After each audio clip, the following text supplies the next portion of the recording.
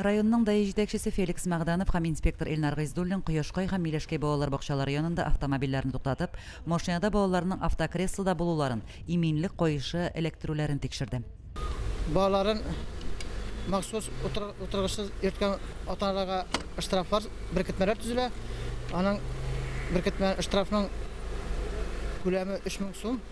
Бу бик күп сумма.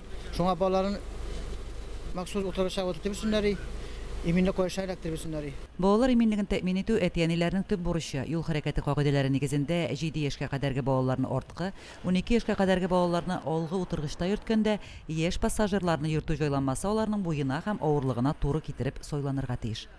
Мин балаларны һәр вакыт иминлек коешы белән эләктереп йөртәбез. Иң беренче чиратта әтиәни балаларның сәламәтлеген кайгыртырга тиеш дип уйлыйм. Профилактик чара барышында балаларын махсус креслодан башка йөрткән 3 шоферга, иминлек коешын эләктермәгән 3 машина йөртүчегә административ беркетмәләр төзелде.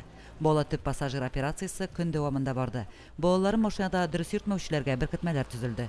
Әтиәниләр беркетмәне штраф кәгазе дип түгел, баланың иминлеген тәэмин итәргә чакыручы кисәтү дип кабул итсеннәр иде. Лилия Шәймиева, Динар Нурутдинов, Мөслим телевидениесе.